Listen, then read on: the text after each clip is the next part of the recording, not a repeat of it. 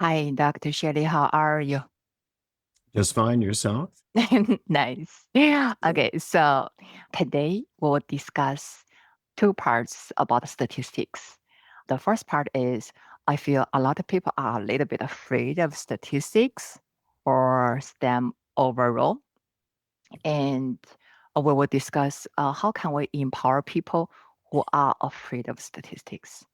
And the second part, we will talk about the hypothesis testing, because as we discussed in the past, one of the most confusing concept for statistics beginner is to understand hypothesis testing.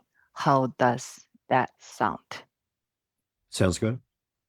Okay, good. So let's start with the first one. So since you have been teaching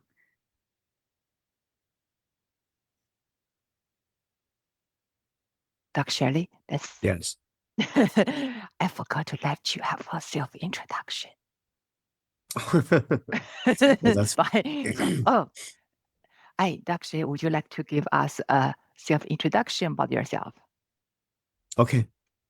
Well, my name is Max Shelley, and I've been a faculty member since 1977. So about half a century worth of teaching. And most of that time, I've been teaching courses on statistics, as well as public policy and various aspects of political science, too. And in that process, I've taught in terms of statistics from an introductory course, mainly freshmen and sophomores, to courses aimed at graduate students, although mostly grad students without a lot of background. Those graduate courses tend to have students from all sorts of different disciplines, everything from, let's say, English or anthropology on one end of the spectrum to engineering or mathematics on the other. So it kind of covers a very wide range, particularly of mathematical type backgrounds. So I have supposedly a primarily social science audience, but it really covers lots of different disciplines.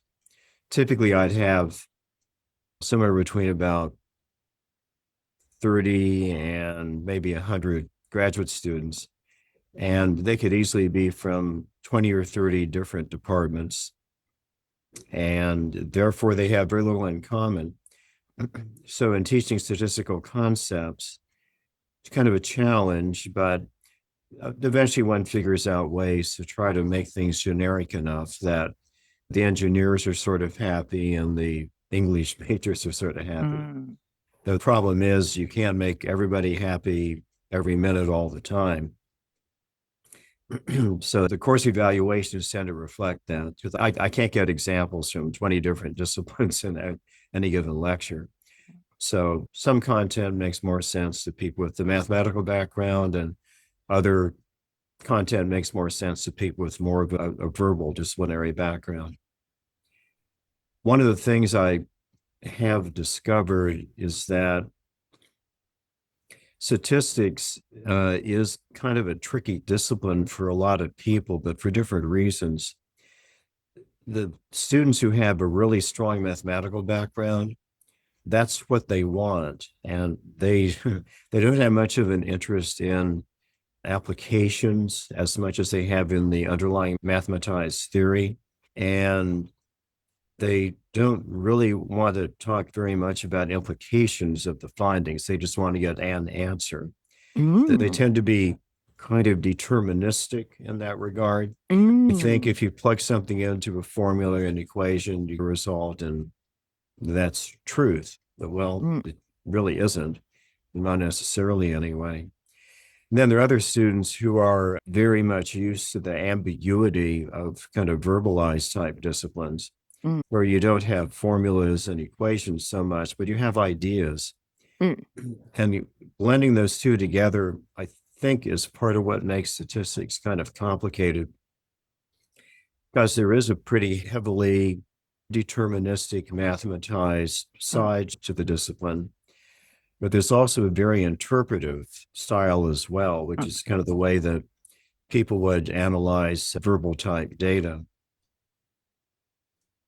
I not exactly an expert in brain and behavior, but I think what I'm going to say is roughly correct. The way that people's brain lobes are structured, Mm, the right lobe, at least in most people's brains, mm, is sort of focused on things that are like artistic or verbal. mm, It's kind of where language skills are more centered.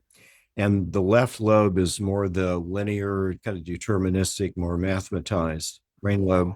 And so getting those brain lobes to kind of talk to each other in a course where you have to have both those skill sets, I think that's the essence of what makes statistics kind of difficult because it certainly has a mathematized element. You know, you can plug in numbers and get answers, but mm, then you have to know what it means in context. And so unless students are kind of used to engaging both lobes routinely and a kind of mm, a deep learning level, I think in that case, they can have a really hard time if they're thinking of it purely as a right lobe or purely a left lobe kind of